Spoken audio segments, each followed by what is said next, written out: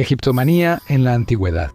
El deseo de descubrir los secretos de la civilización egipcia se remonta mucho más atrás de lo que podríamos pensar. Considera esto: el reinado de Cleopatra en realidad está más cerca del siglo XXI que de la era de las pirámides.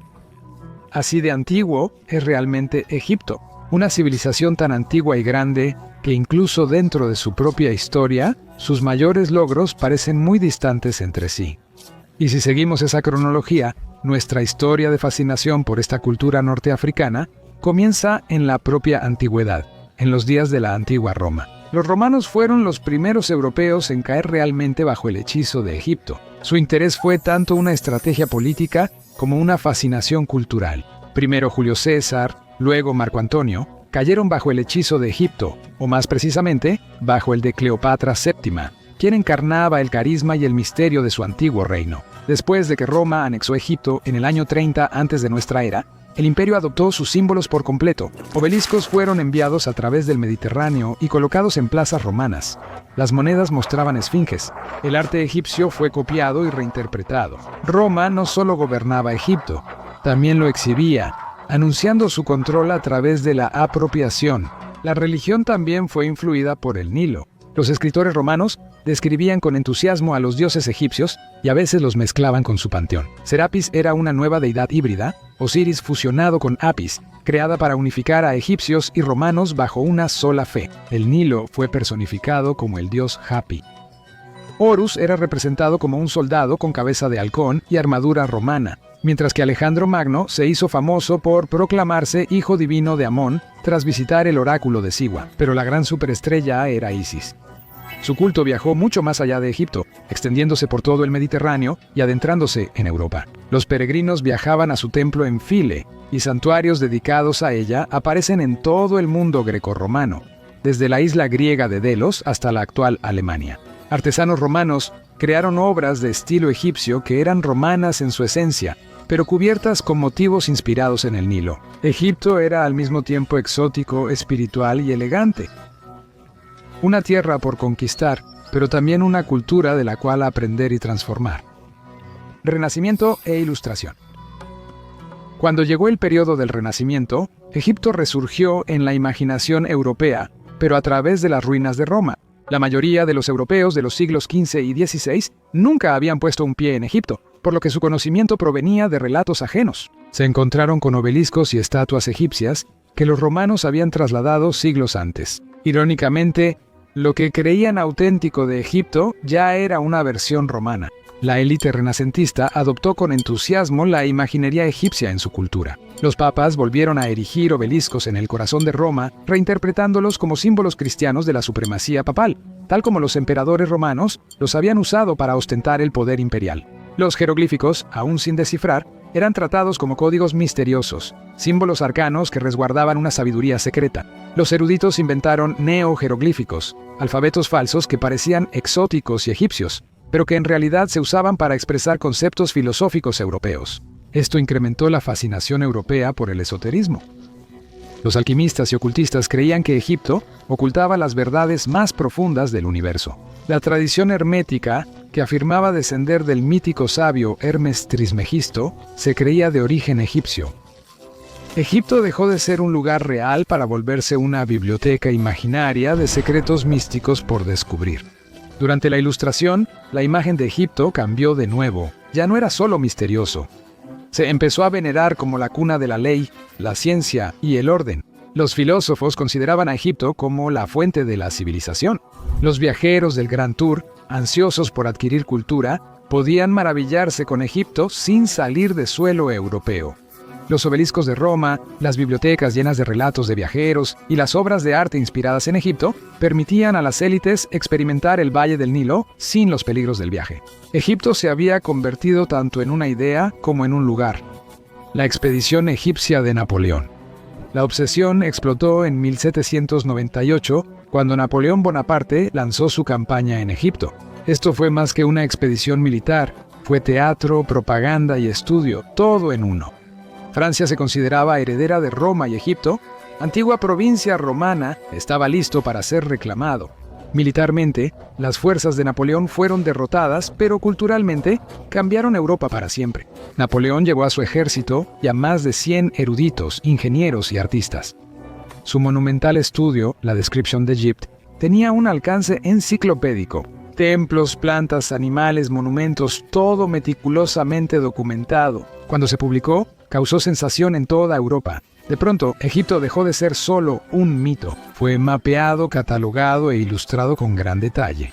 Y luego llegó la piedra de Rosetta, un fragmento de grano de orita inscrito con un decreto escrito en 3 escrituras diferentes: jeroglíficos egipcios, escritura demótica y griego antiguo. Descubierta por soldados franceses en 1799, fue tomada por los británicos tras la derrota de Napoleón, pero resultó ser invaluable. Tomaría décadas. Pero en 1822, Jean-François Champollion finalmente descifró el código de los jeroglíficos. Este momento marcó el inicio de la egiptología moderna. Lo que comenzó como la fallida aventura militar de Napoleón había transformado la imaginación de Europa y sentado las bases tanto de la egiptomanía como de la ciencia de la egiptología misma. Pero la egiptomanía no era solo académica, también era política. Gran Bretaña y Francia competían ferozmente por la influencia. En 1882, Gran Bretaña superó la fascinación y estableció el llamado protectorado velado. Egipto, antes una curiosidad exótica, quedó bajo control de las potencias europeas. Lo que empezó como un espectáculo se volvió una disciplina científica y un proyecto colonial.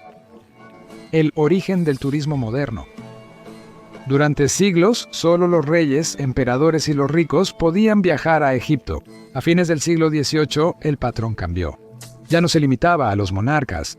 Personas particulares adineradas patrocinaban expediciones, muchas veces movidas más por la vanidad que por la ciencia.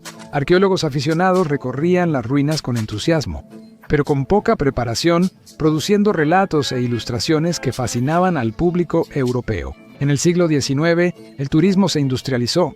El empresario británico Thomas Cook fue pionero organizando viajes. Su empresa ofrecía cruceros por el Nilo, visitas guiadas e itinerarios cómodos que hicieron que Egipto fuera accesible para la clase media. En 1880, los barcos de vapor de Cook casi monopolizaban el turismo en el Nilo.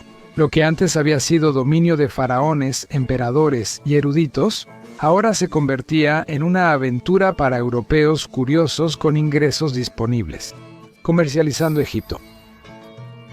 Con el auge del turismo, Egipto se volvió una mercancía.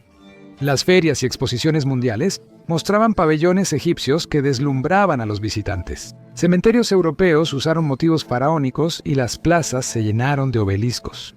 Los museos de París y Londres competían por acumular las colecciones de antigüedades más impresionantes. Pero esta fascinación tuvo un costo.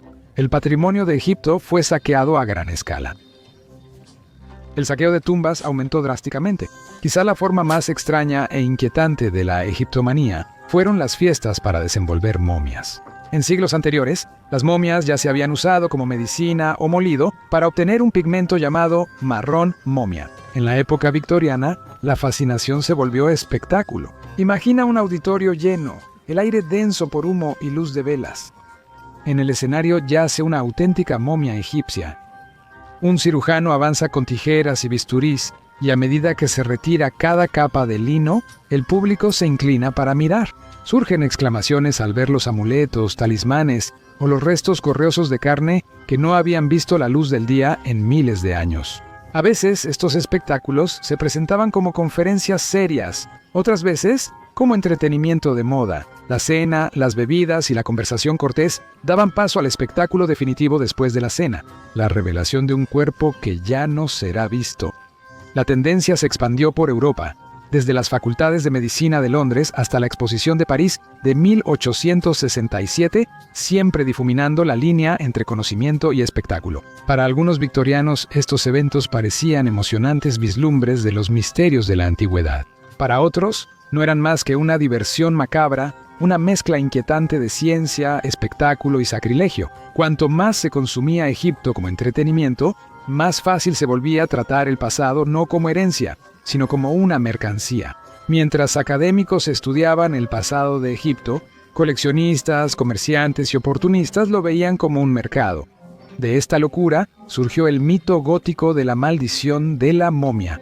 una historia que dramatizaba las reliquias egipcias como peligrosas y sobrenaturales, distrayendo convenientemente del verdadero horror del saqueo colonial, el descubrimiento de Tutankamón.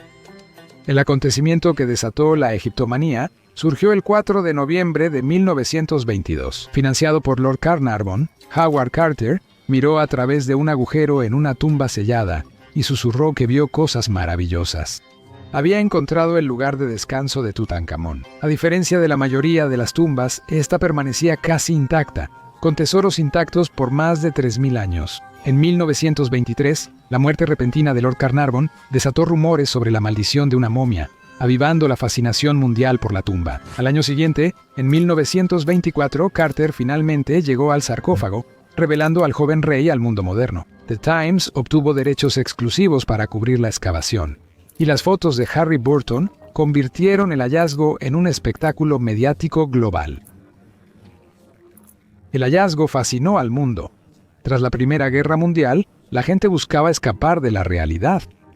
Tutankamón proporcionó eso. Un mundo dorado, misterioso y aparentemente eterno, revelado justo cuando la era moderna lidiaba con la fragilidad. La moda adoptó motivos egipcios. Las damas elegantes llevaban vestidos estilo flapper que evocaban los relieves de papiro. Los peinados cortos reflejaban a las antiguas reinas, y el Art Deco tomó gran inspiración del diseño faraónico. Cleopatra e Isis se convirtieron en íconos del poder femenino. La Tutmanía triunfó en Europa y América. Pero en Egipto, Tutankamón representaba algo más profundo. Los años 20 vivieron un auge del nacionalismo. Para los egipcios, el joven rey era más que una maravilla arqueológica. Representaba independencia y continuidad. Las escuelas comenzaron a enseñar historia faraónica. Los egiptólogos egipcios asumieron roles de liderazgo. Los museos antes gestionados por europeos quedaron bajo control egipcio. Tutankamón se volvió un ícono nacional. Un puente entre el orgullo antiguo y la identidad moderna. La egiptomanía revela menos sobre el antiguo Egipto que sobre las sociedades que se obsesionaron con él. Para Roma era un reflejo del poder imperial. Para los pensadores del Renacimiento y la Ilustración, representaba misterio y sabiduría. Para los victorianos, se convirtió tanto en un espectáculo como en una mercancía. Y en el siglo XX, Tutankamón lo convirtió en un fenómeno mediático global. Pero la historia no acaba con la apropiación.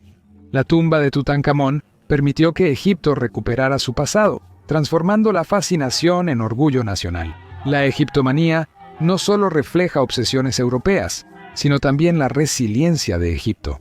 Y en cierto modo, la egiptomanía nunca terminó. Desde las películas de Hollywood como Cleopatra y La momia, hasta la continua demanda global por exposiciones egipcias, la fascinación persiste. El antiguo Egipto todavía funciona como un espejo para los deseos modernos, ya sea de glamour, misterio o poder. Su legado sigue siendo inconfundible, perdurable y en última instancia único.